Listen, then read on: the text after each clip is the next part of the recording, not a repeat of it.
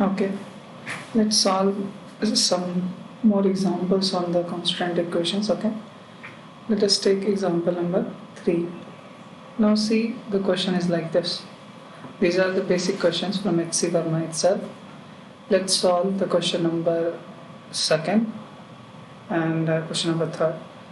Now the second में आप देखो, इसका जो ये वाला लेंथ है राइट साइड, ये अगर नीचे जाएगा 5 kg का मास तो 2 kg को अपने साथ खींचेगा राइट वर्ड्स, लेकिन ये वाला जो धागे का लेंथ है वो चेंज नहीं होने वाला है, ठीक है ना। ये नीचे भी जाएगा तो इसको खींचेगा, इस तरफ तो कोई चेंज नहीं होने वाला, ये धागा इधर फिक्स है। तो जो लेंथ कभी चेंज नहीं होता है उसमें आपको पता है, आप डिफ्रेंशिएट करोगे भी तो वो लास्ट में 0 आ जाएगा, ठीक है। हम लोग उस क्वेश्चन को देखते हैं, कांस्टेंट इक्वेशन उसमें कैसे लगा सकते हैं।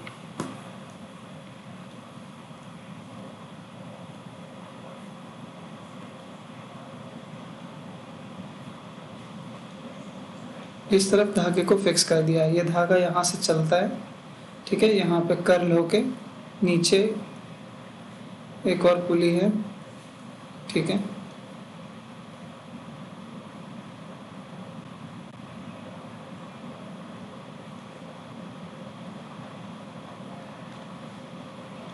इस पुली पे बंधा हुआ है, ठीक है, और इस पुली के साथ सीधा सीधा 5 kg का मास जुड़ा हुआ है। तो जहाँ जहाँ पुली जाएगा वैसे वैसे 5 kg भी जाएगा, ठीक है। क्लियर है, यहाँ 2 kg का मास है, ठीक है। तो हमको क्या करना है, इनमें से हर एक का एक्सेलरेशन निकालना है, ठीक है। मान लीजिए ये 5 kg का मास नीचे एक्सेलरेशन a1 से जाता है और ये इस तरफ a2 से जाता है। अलग अलग एक्सेलरेशन इसलिए होगा क्योंकि यहाँ पे इस धागे से डायरेक्टली 5 kg नहीं बंधा हुआ है। डायरेक्टली बंधा रहता तो सेम एक्सेलरेशन होता दोनों का, लेकिन डायरेक्टली नहीं बंधा हुआ है, ठीक है। ये फिक्स है, ग्राउंड है ये, ठीक है। तो मुझे ये नहीं पता है कि कौन कैसे मूव करेगा, तो हम क्या करते हैं, हम एक फिक्स्ड पॉइंट चुनते हैं जहाँ से धागे के लेंथ को हम लिख सकें, ठीक है। तो अब देखो धागा ये वाला लेंथ जो चेंज ही नहीं हो रहा है, इस पे ध्यान देने की जरूरत नहीं है, हमको इस पे ध्यान देना है। ये पार्ट जो है L1, ये पार्ट भी कितना हो जाएगा, L1 के ही बराबर हो जाएगा, ठीक है। दोनों के एंड पे एक ही मास बंधा हुआ है, ठीक है, और दोनों L1 लेंथ का है, तो 2 टाइम्स L1 प्लस ये वाला पार्ट को अगर आप C ले भी लो तो कोई फर्क पड़ेगा नहीं, वो डिफरेंशिएट होकर 0 हो जाएगा। और धागे की आखिरी लेंथ यहाँ से इस तरफ है, L2 मान लेते हैं इसको, ये हो गया L2, और ये तीनों लेंथ क्या है, कांस्टेंट, ठीक है। मतलब हम सेंटर पॉइंट मेजर करने का ये बीच वाला मान लेते हैं। इससे नीचे धागा L1 हो गया 2 टाइम्स, और इधर से इस तरफ रफली L2 हो गया, ठीक है। तो L2 जो है वो किसका डिस्टेंस है, 2 kg मास का। L2 जैसे जैसे वेरी करेगा 2 kg मास का एक्सेलरेशन हमको मिल जाएगा, जैसे पहले करते थे। और यहाँ पे L1 2 टाइम्स L1 है किसका, इस पुली का, और इस पुली से डायरेक्टली कौन जुड़ा हुआ है, 5 kg का मास। तो L1 में जो वेरिएशन होने वाला है वो आपको 5 kg वाले मास का वेलोसिटी और एक्सेलरेशन देगा डिफरेंशिएट करने के बाद। तो इसको अगर हम डबल डिफरेंशिएशन कर दें तो आपको पता है डिस्टेंस है, डिस्टेंस का डबल डिफरेंशिएशन एक्सेलरेशन हो जाएगा। तो 2 टाइम्स L1 जो है वो क्या हो जाएगा, 2 टाइम्स A1, ठीक है। पहले भी हम लोग कर चुके हैं ये चीज़। इसको तो डिफरेंशिएट करोगे आप तो 0 हो जाएगा। ये C वेरी कर रहा है क्या, नहीं करेगा, फिक्स है वो तो उसको हटा देता है। बचा L2, यहाँ से L2 किसका डिस्टेंस है, 2 kg मास का, तो उसको 2 बार डिफरेंशिएट करेंगे तो वो A2 आ जाएगा, और ये दोनों मिलके कांस्टेंट का डिफरेंशिएशन अगेन 0 हो जाएगा। तो यहाँ से आपको आ जाएगा 2A1 is equals to -A2। इसका मतलब क्या हुआ, ये A2 है 2 kg मास का एक्सेलरेशन और A1 है 5 kg मास का एक्सेलरेशन। मतलब 5 kg वाला जिस एक्सेलरेशन से नीचे जाएगा, the 2 kg mass accelerates at double the acceleration of this 5 kg mass। अगर इसका 1 मीटर पर सेकेंड स्क्वायर है तो इसका कितना हो जाएगा, 2 मीटर पर सेकेंड स्क्वायर, डबल हो जाएगा इसका, ठीक है। मतलब ये 5 वाला अगर नीचे x से डिस्प्लेस होता है तो ये कितना से डिस्प्लेस हो जाएगा, 2x से 2 गुना हो जाता है, ठीक है। इसको भी देखने का एक तरीका होता है एक्चुअली, वो डिस्कस करते हैं हम लोग थोड़ा सा। पहले ये काम कर लेते हैं। तो हमको एक कांस्टेंट रिलेशन आ गया ये, ठीक है। अब हम पहला काम कांस्टेंट रिलेशंस निकालना होता है, सेकंड फ्री बॉडी डायग्राम बनाना। तो ये 2 kg हो गया, ये 5 kg हो गया। सी द 5 kg मास, ये पुली से बंधा हुआ है और पुली के इस तरफ भी धागा है और इस तरफ भी धागा है, दो धागे, दो एंड पे 2 धागे लगे हुए हैं। तो 5 kg मास से जो पुली लटका हुआ है उस पे जो फोर्स लग रहा है उसको हम पुली नहीं बनाते, डायरेक्ट यहाँ पे दोनों फोर्स दिखा देते हैं। टेंशन, इधर भी टेंशन, 2 टाइम्स टेंशन हो जाएगा, ठीक है। अलग अलग भी दिखाया जा सकता है, मैंने बताया था ना, एक धागे में पुली के दोनों साइड टेंशन आपको सेम लेना है, ठीक है।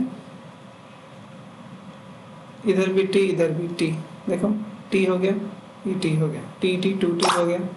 कोई इसको डायरेक्ट भी लिख सकता है, ठीक है।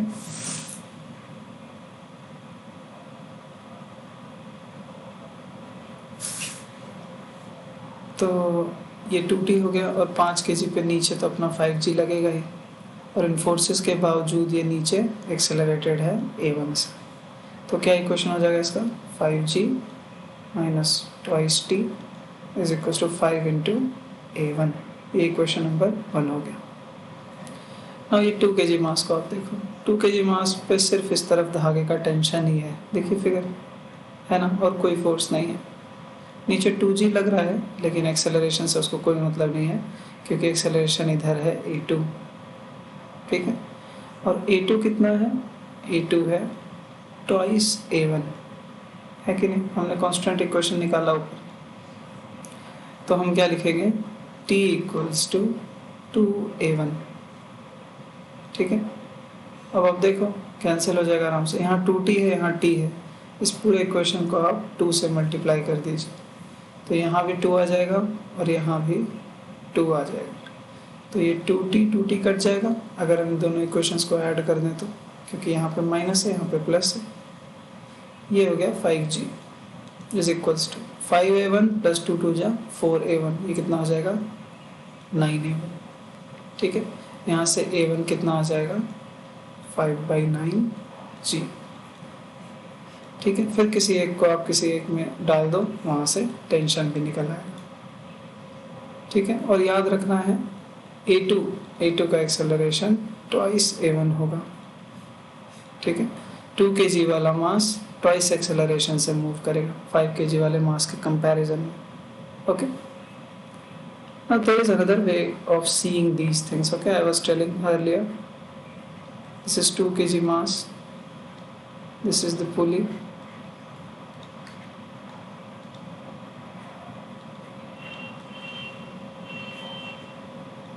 here is another pulley, 5 kg mass is here,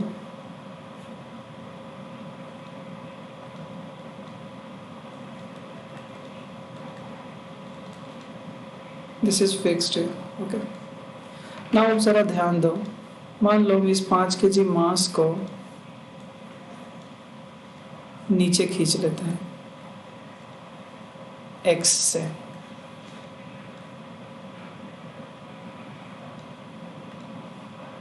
ठीक है। पहले जो पुली यहाँ पे था अब वो नीचे चला गया, ऐसा हो गया, ठीक है। इधर का तो धागा फिक्स है, ये चेंज नहीं होने वाला। ज़रा आप धागा देखो, यहाँ से यहाँ तक धागा L1 था, यहाँ से यहाँ धागा L1 था पहले। आपने 5 kg मास को उसके पहले पोजीशन से X नीचे खींच दिया, तो 5 kg वाला जब X नीचे गया तो ये पुली भी X नीचे आया, ठीक है। जब पुली X नीचे आएगा तो ये धागा अब कितना बड़ा हो गया है, ज़रा आप देख के बताओ। ये धागा दोनों साइड अब कितना बड़ा हो गया है, इस साइड हो गया है L1 प्लस एक्स, इस साइड भी हो गया है L1 प्लस एक्स, ठीक है। मतलब टोटल धागे की लेंथ जो पहले 2 टाइम्स L1 थी, ये जो लटका हुआ था, जब 2 टाइम्स L1 था ना लटका हुआ धागा, अब कितना हो गया है 2 times L1 plus 2 times x, 2x खिंच गया है, this is the extension, vertical extension, जो धागा नीचे वर्टिकली है उस धागे में 2x का इजाफा हो गया है, इंक्रीज हो गया है। तो ये 2x आया किधर से होगा? इस तरफ से आएगा क्या? इस तरफ तो फिक्स है। किधर से आया होगा? जरूर इधर से आया होगा। मतलब 2 kg कितना डिस्प्लेस हुआ होगा? 2x। ठीक है, तो 5 kg में अगर x का डिस्प्लेसमेंट होता है तो 2 kg में 2x का होता है। ठीक है, तो ये पुली को घसका के भी देखना इसमें इजी होता है। ठीक है, हमेशा इजी नहीं होगा, अगर कॉम्प्लेक्स डायग्राम दे देगा तो इजी नहीं होगा, but it's very useful to see, to convince yourself that if it moves by x it moves twice at the rate. Okay, so its velocity, if its velocity is v, its velocity will be 2v. If its acceleration is a, the acceleration here will be 2a. ठीक है, क्योंकि differentiate करने के बाद भी ये 2 कहीं जाने वाला नहीं है, सारे डिफरेंशिएशंस में 2 का रिलेशन होगा ही होगा। ठीक है, तो ये ऐसे वाले आप ये याद रखो, ये पुली जहाँ पे 2 टाइम्स वाइंड होता है ना जिस मास में, उसका एक्सेलरेशन आधा होता है इसके। ठीक है, क्योंकि इसको x नीचे आने के लिए x धागा इधर से भी और x धागा इधर से भी चाहिए, और ये धागा कहाँ से आएगा? ऊपर से। तो उसको दोगुना डिस्प्लेस होना पड़ता है पुली को x डिस्प्लेस करने के लिए। ठीक है, तो this is also a way to see things. Now let us move to the 4th example, this last one. Okay, ये बहुत आसान है, आप खुद से भी बना सकते हैं। इसमें क्या है, ये सीलिंग है। ठीक है, यहाँ पे एक पुली लगी हुई है, इससे धागा ऊपर जा रहा है, यहाँ 1 kg मास है। अब आप ध्यान दो, ये पुली में दोनों साइड धागा है। ठीक है, दोनों साइड धागा है और ये पुली मूविंग है। ठीक है, मूविंग पुली पे ध्यान देना है आपको कि पुली फिक्स है या मूविंग है। मूविंग पुली जब रहेगा ना तो वो ट्वाइस वाला फैक्टर ज़रूर आता है। ठीक है, क्योंकि उसके दोनों साइड धागा है, दोनों को डिस्प्लेस होना पड़ेगा। फिर ये धागा इधर से आ करके नीचे चला जाता है। इसको सीधा बनाने की कोशिश करते हैं थोड़ा।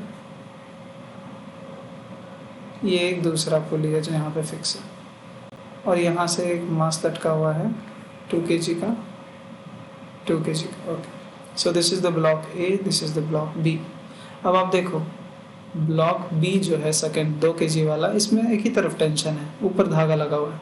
लेकिन इस 1 kg को ज़रा आप देखो, 1 kg पुली से जुड़ा हुआ है और पुली के इस तरफ भी टेंशन है और इस तरफ भी टेंशन है। देखो, तो ऑब्वियसली दोनों का फ्री बॉडी डायग्राम अलग बनेगा, एक्सेलरेशन भी अलग अलग आएंगे।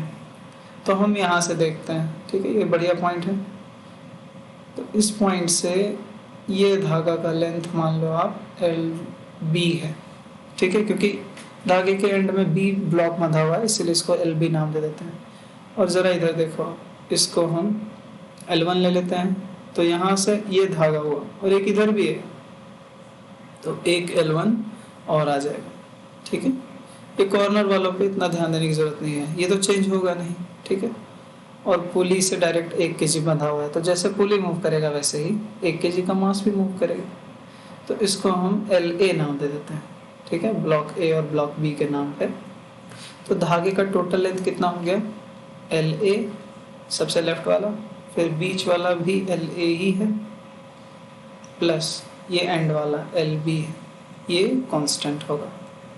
ठीक है, अगेन आप इसको डिफरेंशिएट अगर कर दो तो ये तो 2LA है plus LB is equals to constant. If we do the double differentiation, इससे क्या होगा? 2 times d2 by dt square, double order differentiation of LA plus d2 LB by dt square is equals to constant. ठीक है, double rate आपको पता ही है acceleration होता है, तो ट्वाइस LA जो लेंथ है उसके एंड पे कौन बंधा हुआ है? 1 kg का मास। ठीक है, तो LA में जो चेंज होगा वो पहले 1 kg मास का वेलोसिटी देगा, और फिर एक ऑर्डर चेंज होगा, एक बार और डिफरेंशिएट करेंगे तो 1 kg का एक्सेलरेशन आएगा। तो ये हो गया acceleration of block A plus 2s, ये टर्म हो जाएगा acceleration of B is equals to constant का डिफरेंशिएशन 0। पे 2 नहीं है, सॉरी। तो यहाँ से क्या पता चल गया, twice acceleration A is minus of acceleration B. देखो यहाँ भी वही आ रहा है, एक ए का जो एक्सेलरेशन है उसका डबल है बी का एक्सेलरेशन, ठीक है। अगेन यहाँ वही है, पुली को थोड़ा सा घसकने के लिए दोनों तरफ से धागा कम होगा, ठीक है, और वो इधर से भी x इधर से भी x, तो इस तरफ ये कितना नीचे आ जाएगा 2x। देखो आप हल्का सा इसको ऊपर करो, इधर से भी धागा x गया, इधर से भी धागा x गया, वो आएगा कहाँ, इधर आएगा, तो ये 2x से नीचे चला जाएगा, ठीक है। इमेजिनेशन है बस, और कुछ नहीं है, you can do it very easily. Now पहला constant equation, second free body diagram. 1 kg का मास हो गया, 2 kg का मास हो गया, 2 kg पे नीचे लगेगा 2g, 1 kg पे नीचे लगेगा 1g। 1 kg वाले मास जो है वो पुली से बंधा हुआ है और पुली के दोनों तरफ धागा मूविंग है, तो इधर भी टेंशन इधर भी टेंशन, ठीक है। तो यही वाला टेंशन हम सीधा सीधी इस पे लगा देते हैं, ठीक है, 2t हो जाएगा। और इसका एक्सेलरेशन हम मान लेते हैं ऊपर की तरफ है, एक्सेलरेशन ऑफ a। अगर 1 kg वाला मास ऊपर जा रहा है तो 2 kg वाले मास को किधर आना पड़ेगा, नीचे, और इसमें एक ही धागा बंधा हुआ है, देख लो आप ऊपर है ना, 2 kg में एक ही एंड पे है स्ट्रिंग, एक ही स्ट्रिंग, तो ये हो गया। और ए बी की जगह पे हम ट्वाइस ए लिख सकते हैं यहाँ से, तो हम इसी को यूज़ करेंगे। ए बी क्यों लिखेंगे, हम एक वेरिएबल और नहीं बढ़ाएंगे, हम ये लिखेंगे, ठीक है। तो दोनों का इक्वेशन लिखिए, देखिए ये ऊपर जा रहा है, मतलब 2t जो है वो 1g से बड़ा होगा, 1g equals to A, equation number 1 हो गया। इसके लिए ए बी एक्सेलरेशन नीचे माना है मैंने, मतलब ऑब्वियसली 2g जो है वो t से बड़ा होना चाहिए, 2g minus T is equals to 2 kg into acceleration of b, mass into acceleration, ये भूलना नहीं है, इस तरफ गलती हो जाएगा। तो यहाँ 2t है, यहाँ t है, इसको 2 से मल्टीप्लाई कर दें तो ये 2 2 जा 4g हो जाएगा, ये 2t हो जाएगा और ये 4ab हो जाएगा, 4a हो जाएगा। यहाँ पे हमने अच्छा 2 kg इंटू, देखो आप मास इंटू एक्सेलरेशन, 2 kg वाले के मास इंटू एक्सेलरेशन, ठीक है। अब ए बी जो है वो 2a है, 2a, और हमने फिर 2 से मल्टीप्लाई भी किया है तो एक 2 और आ जाएगा, ये टोटल 8a हो जाएगा। ऐड करने पे ये कट जाएगा, 4g minus g is 3g, इधर हो गया a प्लस 8a, ये हो गया 9a इज 3g, 3 3 जा 9, यहाँ से एक्सेलरेशन ऑफ a आ गया g/3, एक्सेलरेशन ऑफ b आ जाएगा 2g/3। किसी भी एक वैल्यू को डाल दीजिए, टेंशन निकल के आ जाएगा, ठीक है। So these questions are simple examples of constant equations. You should solve them by yourself after seeing this video. Pause the video, try to do it yourself. Okay, then we will deal with some higher level questions also. Okay.